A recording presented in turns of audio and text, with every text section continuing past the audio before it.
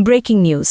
দেশের রাজনৈতিক ও প্রশাসনিক অঙ্গনে আজ এক অভূতপূর্ব ও চাঞ্চল্যকর খবর ছড়িয়ে পড়েছে। প্রিয় সরকারি চাকরিজীবী ভাই ও বোনেরা, আজকের সকালের আপডেট নিউজে আপনাদের স্বাগতম। যারা আমাদের চ্যানেলের নতুন তারা এখনই চ্যানেলটি সাবস্ক্রাইব করুন, আর হ্যাঁ, অবশ্যই কমেন্ট করে জানাবেন আপনারা কে কোন জেলা থেকে আমাদের ভিডিওটি দেখছেন। তবে চলুন কথা না বাড়িয়ে আজকের সর্বশেষ সংবাদটি জেনে নিন।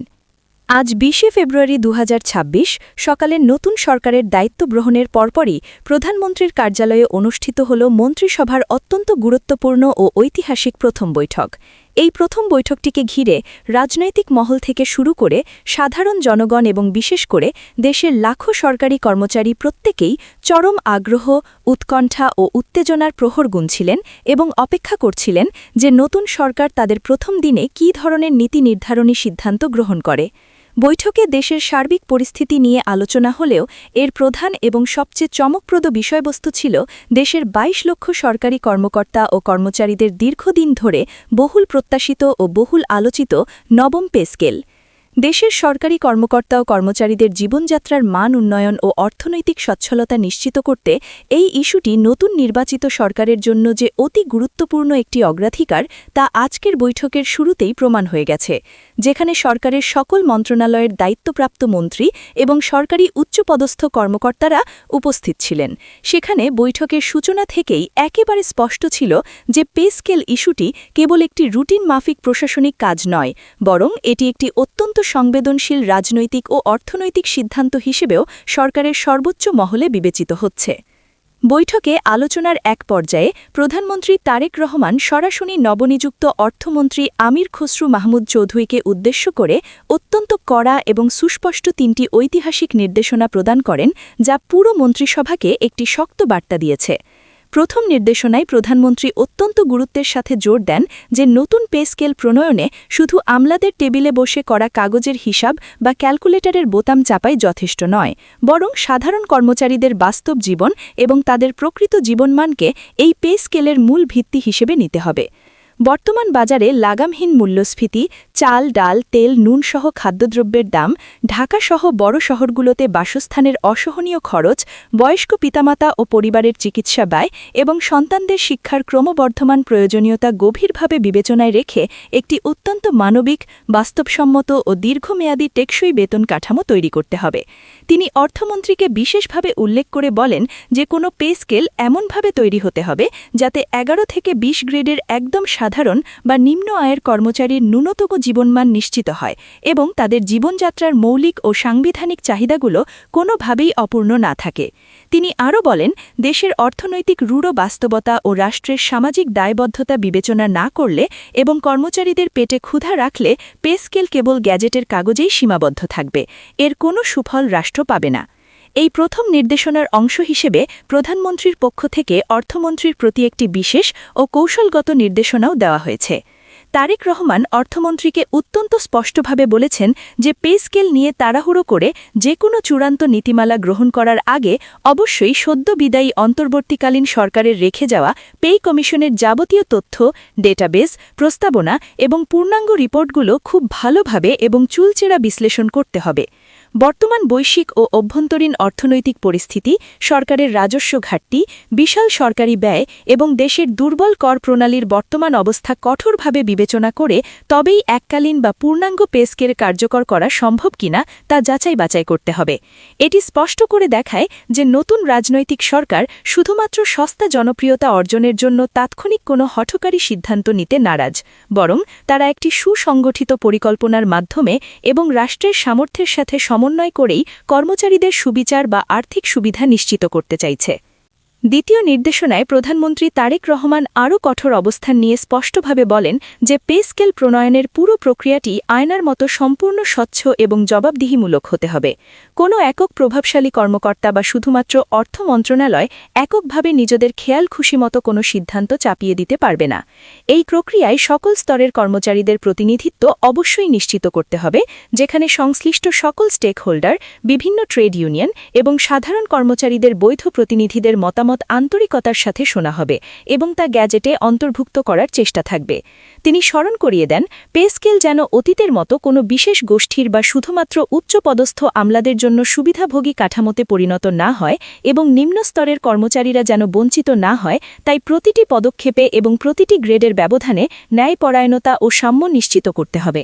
তিনি প্রশাসনকে আরও নির্দেশ দেন যে নতুন কাঠামো তৈরির সময় অবশ্যই কর্মচারীর দীর্ঘমেয়াদী প্রয়োজন, পদোন্নতির সুযোগ এবং কর্মের যোগ্যতা ও মেধা বিবেচনায় রাখতে হবে, যাতে মেধাবীরা সরকারি চাকরিতে আকৃষ্ট হয়। তৃতীয় এবং সবচেয়ে যুগান্তকারী নির্দেশনায় পে স্কেল বাস্তবায়নের একটি সুনির্দিষ্ট সময়সীমা বা ডেডলাইন নির্ধারণ করে দেন। তিনি অত্যন্ত ক্ষুব্ধ কণ্ঠে জানান যে পে স্কেল নিয়ে আমলাতান্ত্রিক দীর্ঘসূত্রিতা, ফাইল চালাচালি বা লাল ফিতার দৌরাত্ম্য আর একদিনও চলবে না। অর্থমন্ত্রীকে সরাসরি নির্দেশ দেওয়া হয়েছে যে একটি নির্দিষ্ট এবং স্বল্প সময়ের মধ্যে পে স্কেলের একটি চূড়ান্ত ও ত্রুটিমুক্ত কাঠামো তৈরি করতে হবে, যা আগামী কয়েকটি মন্ত্রিসভার বৈঠকের মধ্যেই সর্বসম্মতিক্রমে অনুমোদন ও বাস্তবায়ন করা হবে। তিনি বলেন, পে স্কেল নিয়ে যে কোনো ধরনের অহেতুক জটিলতা সৃষ্টি করা বা দেরি করা বর্তমান সরকারের কাছে আর কোনোভাবেই গ্রহণযোগ্য নয়। দেশের সাধারণ জনগণ এবং লাখো কর্মচারী অধীর আগ্রহে অপেক্ষা করছে এবং আমাদের প্রশাসনও এটি বাস্তবায়নের জন্য প্রস্তুত। এই নির্দেশনার সঙ্গে অর্থ মন্ত্রণালয়কে অবিলম্বে একটি কার্যকর এবং দৃশ্যমান রোডম্যাপ তৈরি করতে বলা হয়েছে, যাতে পে স্কেল বাস্তবায়ন প্রক্রিয়া সম্পূর্ণ ত্রুটিমুক্ত, আইনি ঝামেলামুক্ত এবং দ্রুত গতিতে সম্পন্ন হয় এবং কর্মচারীরা দ্রুত বর্ধিত বেতন হাতে পান। মন্ত্রিসভার এই ঐতিহাসিক বৈঠকের পরপরই আজ দুপুরের দিকে সরকারি বিশ্বস্ত সূত্র জানায়, প্রধানমন্ত্রীর নির্দেশনার আলোকে অর্থ মন্ত্রণালয় ইতিমধ্যেই কালক্ষেপণ না করে একটি বিশেষ উচ্চ ক্ষমতাসম্পন্ন টাস্ক ফোর্স গঠন করেছে। এই টাস্ক ফোর্স শুধুমাত্র পে স্কেলের টাকার অঙ্ক নিয়েই নয়, বরং মন্ত্রণালয়ের সামগ্রিক কর্মপদ্ধতি ও সেবার মান বাড়ানোর কাজেও মনোনিবেশ করবে। এই টাস্ক ফোর্সে শুধুমাত্র অর্থ মন্ত্রণালয়ে নয়, বরং পরিকল্পনা মন্ত্রণালয়, জনপ্রশাসন মন্ত্রণালয় ও আইন মন্ত্রণালয়ের সিনিয়র প্রতিনিধিরা এই প্রক্রিয়ার সঙ্গে নিবিড়ভাবে সমন্বয় করবেন। বিশেষ করে আইন মন্ত্রণালয়কে যুক্ত করা হয়েছে, যাতে ভবিষ্যতে পে স্কেল নিয়ে কোনো আইনি বা রিট জটিলতা তৈরি না হয়। সরকারের মূল লক্ষ্য শুধুমাত্র একটি গতানুগতিক বেতন কাঠামোর পরিবর্তন নয়, বরং একটি বৃহত্তর প্রশাসনিক সংস্কারের অংশ হিসেবে এই নবম পে স্কেলকে টানা এবং একটি স্মার্ট ও দুর্নীতিমুক্ত প্রশাসন গড়ে তোলা। প্রধানমন্ত্রীর এই ৩ সুনির্দিষ্ট ও কঠোর নির্দেশনার খবর দুপুরের পর থেকেই সচিবালয় থেকে শুরু করে দেশের প্রতিটি উপজেলা ও জেলা পর্যায়ের সরকারি দফতরগুলোতে ছড়িয়ে পড়ার সঙ্গে সঙ্গে কর্মকর্তা ও সাধারণ কর্মচারীদের মধ্যে ব্যাপক আলোড়ন ও বাঁধ ভাঙা আনন্দের সৃষ্টি হয়েছে।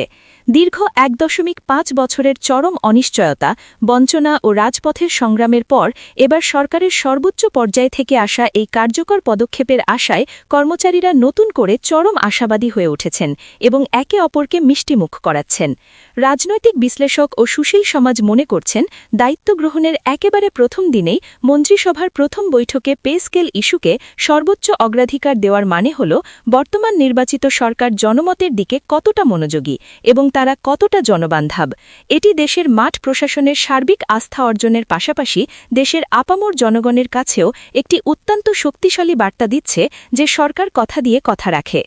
নতুন সরকারের এই তড়িৎ উদ্যোগ কেবল কর্মচারীদের মাসিক বেতন কাঠামোতেই পরিবর্তন আনবে না, বরং দেশের সামষ্টিক অর্থনৈতিক স্থিতিশীলতা, বাজারের অর্থের প্রবাহ বৃদ্ধি ও সামাজিক ন্যায়ের এক অনন্য প্রতিফলন ঘটাবে। অর্থনৈতিক ও প্রশাসনিক বিশ্লেষকরা মনে করছেন যে মাননীয় প্রধানমন্ত্রীর এই ৩ নির্দেশনার আলোকে পে স্কেল বাস্তবায়ন সফল ও ত্রুটিমুক্ত হলে এটি সরকারি নীতি ও কর্মক্ষমতার প্রতীক হিসেবে দেশের ইতিহাসে একটি মাইল ফলক হয়ে থাকবে। যখন কর্মচারীদের পেটে ক্ষুধা থাকবে না এবং তাদের পাওনা বুঝিয়ে দেওয়া হবে, তখন প্রশাসনে কাজের গতি বাড়বে এবং দুর্নীতির মাত্রা জিরো টলারেন্সে নেমে আসবে। সব মিলিয়ে আজকের মন্ত্রিসভার প্রথম বৈঠকটি শুধু আনুষ্ঠানিকতা বা ছবি তোলার সীমায় সীমাবদ্ধ থাকেনি, বরং এটি নতুন সরকারের নীতিগত দিক নির্দেশনা, রাজনৈতিক সদিচ্ছা এবং রাষ্ট্র পরিচালনার এক দৃঢ় প্রতিফলন হয়ে উঠেছে। প্রধানমন্ত্রী তারেক রহমান দেওয়া এই যুগান্তকারী ৩ নির্দেশনা এখন দেশের প্রশাসনিক ও রাজনৈতিক অঙ্গনে, চায়ের দোকানে এবং সোশ্যাল মিডিয়ায় আলোচনার প্রধান কেন্দ্রবিন্দুতে পরিণত হয়েছে। এই নির্দেশনাগুলোর কার্যকর বাস্তবায়ন ঠিক কত দ্রুত হয়, আমলারা কতটা স্বচ্ছতার সাথে এটি গ্যাজেট আকারে প্রকাশ করেন এবং এটি দেশের অর্থনীতিতে কতটা কার্যকর ভূমিকা রাখবে, সেদিকেই এখন গোটা দেশের ২২ লক্ষ কর্মচারী এবং তাদের পরিবারের কোটি কোটি মানুষের দৃষ্টি নিবদ্ধ রয়েছে। সবাই এখন প্রহর গুনছেন সেই চূড়ান্ত গ্যাজেট প্রকাশের দিনের জন্য। ভিডিওটি খুবই জরুরি, তাই দয়া করে সবার সাথে ভিডিওটি শেয়ার করতে ভুলবেন না। আর নতুন ভিডিও আপডেট পেতে এখনই চ্যানেলটি সাবস্ক্রাইব করুন।